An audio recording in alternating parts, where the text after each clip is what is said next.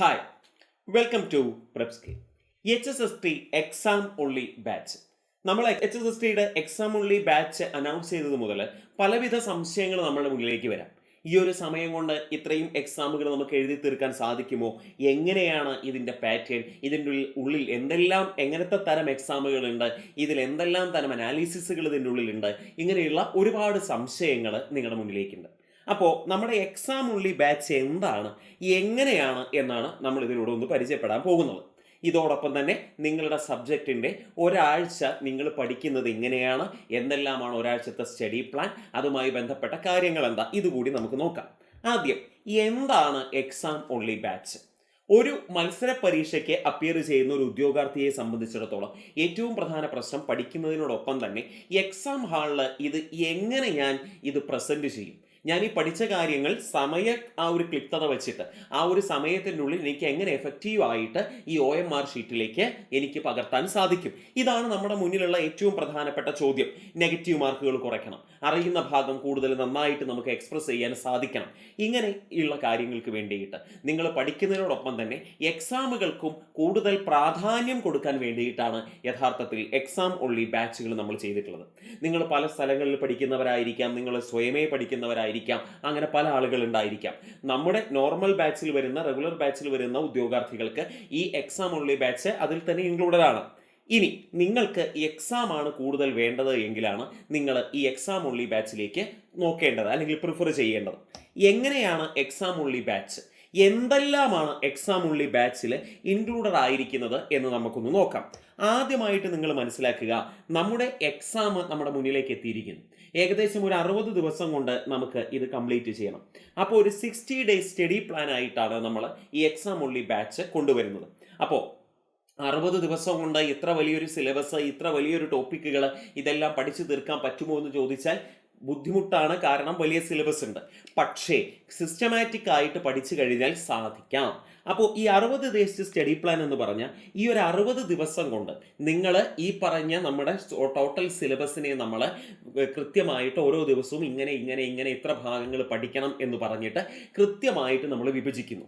അതിൻ്റെ അടിസ്ഥാനത്തിൽ മുന്നോട്ട് പോയി കഴിഞ്ഞാൽ ഈ 60 ദിവസം കൊണ്ട് നമുക്ക് ഈ സിലബസിലെ എക്സാമുകൾ എഴുതി തീർക്കാൻ സാധിക്കും എന്ന് തന്നെ ഉറപ്പിക്കുക.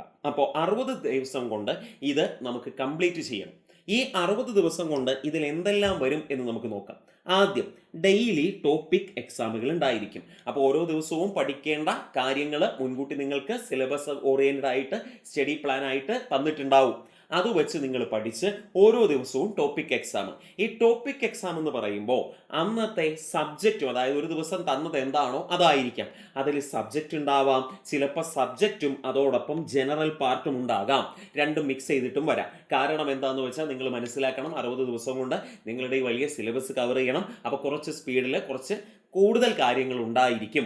അപ്പോൾ സബ്ജക്റ്റും ജനറൽ പാർട്ടും ഒരു 50 മാർക്കിൻ്റെ എക്സാം ആയിരിക്കും ഡെയിലി ടോപ്പിക് എക്സാമുകളിൽ ഉണ്ടായിരിക്കുക. 50 മാർക്കിൻ്റെ ഈ 50 മാർക്കിൻ്റെ എക്സാം നിങ്ങൾ അറ്റൻഡ് ചെയ്യുമ്പോൾ അതോടൊപ്പം ആ ഒരു ക്വസ്റ്റ്യൻ്റെ എക്സ്പ്ലനേഷനുകളും നിങ്ങൾക്ക് ലഭ്യമാകും. അപ്പോൾ ഡെയിലി ടോപ്പിക് എക്സാമുകൾ ഉണ്ടാവും, അതൊരു സബ്ജക്റ്റ് ഉണ്ടാവും, ജനറൽ പാർട്ട് ഉണ്ടാവും. ഇതൊരു 50 മാർക്കിൻ്റെ എക്സാം ആയിട്ടായിരിക്കും നടക്കുന്നത്. മിനിമം 50 ആണ്, ചിലപ്പോൾ അത് കുറച്ച് കഴിയുമ്പോൾ കൂടും, നമ്മൾ കൂട്ടാറുമുണ്ട്. അത് പിന്നീട് നോക്കാം. അപ്പോൾ ഇതാണ് ടോപ്പിക് എക്സാമിൻ്റെ കാര്യം. അതിൽ ഓരോന്നിലും നമുക്ക് എക്സ്പ്ലനേഷനുകളും അവൈലബിൾ ആണ് എന്ന് മനസ്സിലാക്കുന്നു. അതോടൊപ്പം അടുത്തതായിട്ട് നിങ്ങൾ നോക്കൂ, ഇതോടൊപ്പം ഓരോ ആഴ്ചയും റിവിഷൻ എക്സാമുകൾ ഉണ്ടായിരിക്കും. ആ ആഴ്ച പഠിച്ച ടോട്ടൽ കാര്യങ്ങളെ റിവൈസ് ചെയ്യുന്ന റിവിഷൻ എക്സാം, 100 മാർക്കിൻ്റെ റിവിഷൻ എക്സാമുകളായിരിക്കും ഉണ്ടായിരിക്കുക.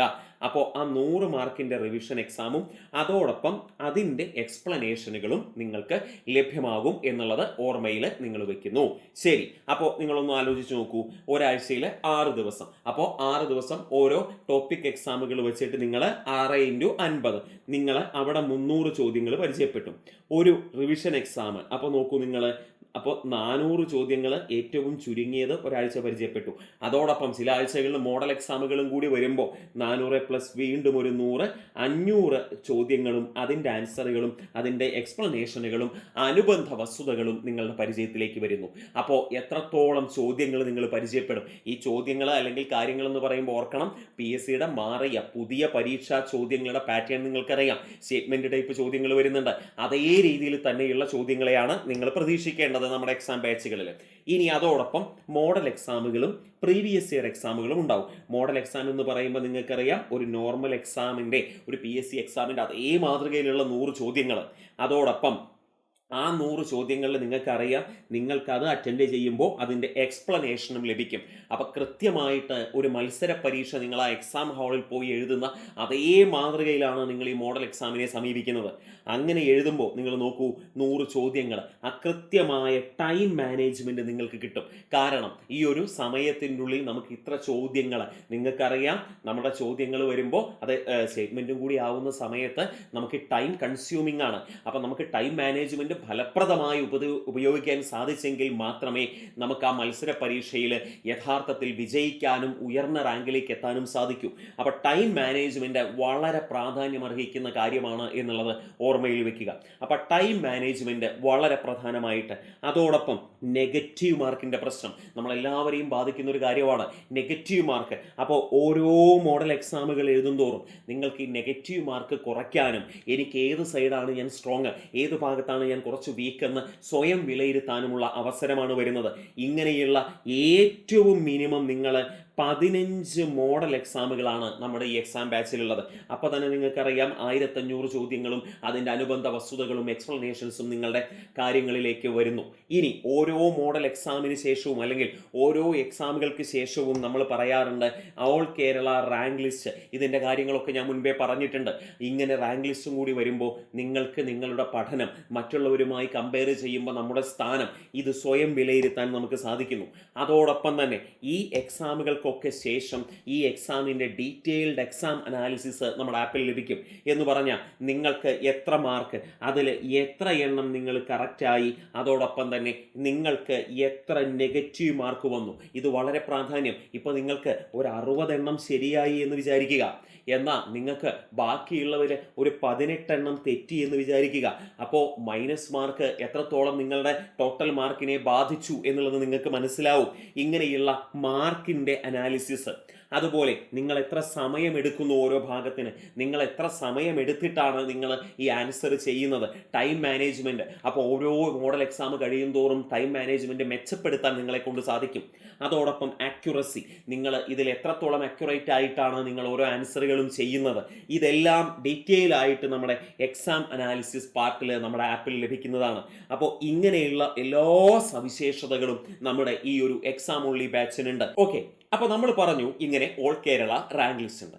ഈ റാങ്ക് ലിസ്റ്റും അതുപോലെ തന്നെ മോഡൽ എക്സാമും പ്രീവിയസ് ഇയർ എക്സാമും ടോപ്പിക് വൈസ് എക്സാമും റിവിഷൻ എക്സാമുകളും ഇത്രയും സവിശേഷതകളെ ഇത്രയും സിസ്റ്റമാറ്റിക് ആയിട്ടുള്ളൊരു സ്റ്റഡി പ്ലാനിലൂടെ മുന്നേറുന്ന നമ്മുടെ എക്സാം ഓൺലി ബാച്ചിൻ്റെ ഇപ്പോഴത്തെ ഫീ എന്ന് പറയുന്നത് 999 രൂപയാണ് ഇപ്പോഴത്തെ ഫീ എന്ന് പറയുന്നത്. അപ്പോൾ നിങ്ങൾക്ക് ഏറ്റവും കുറഞ്ഞ രീതിയിൽ ഏറ്റവും സവിശേഷതകളുള്ള എത്രയും എക്സാമുകൾ നിങ്ങളെ കൊണ്ട് ചെയ്യിപ്പിക്കാൻ സാധിക്കുമോ അത്രയും നിങ്ങൾക്ക് ഉള്ള ഒരു ഓപ്ഷനാണ് ഈ എക്സാം ഓൺലി ബാച്ച്. അപ്പോൾ ഇത്രയുമാണ് ഈ എക്സാം ഓൺലി ബാച്ചിൻ്റെ ഇപ്പോഴത്തെ ഫീ എന്ന് പറയുന്നത് എന്നുകൂടി ഒന്ന് ഓർമ്മയിൽ വെക്കുന്നു.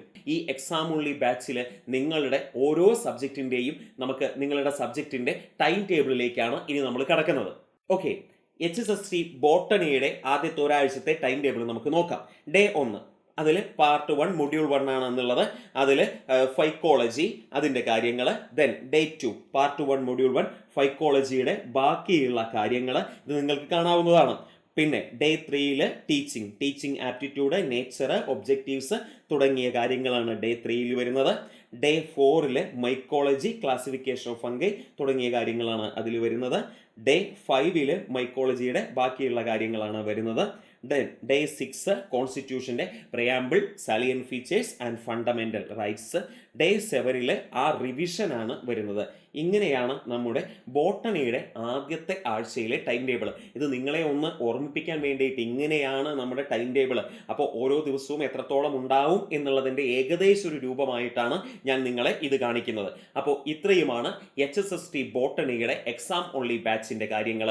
കൂടുതൽ വിവരങ്ങൾക്ക് താഴെ കാണുന്ന നമ്പറിൽ വിളിക്കുകയോ വാട്സപ്പ് ചെയ്യുകയോ ചെയ്താൽ മതി. Thank you.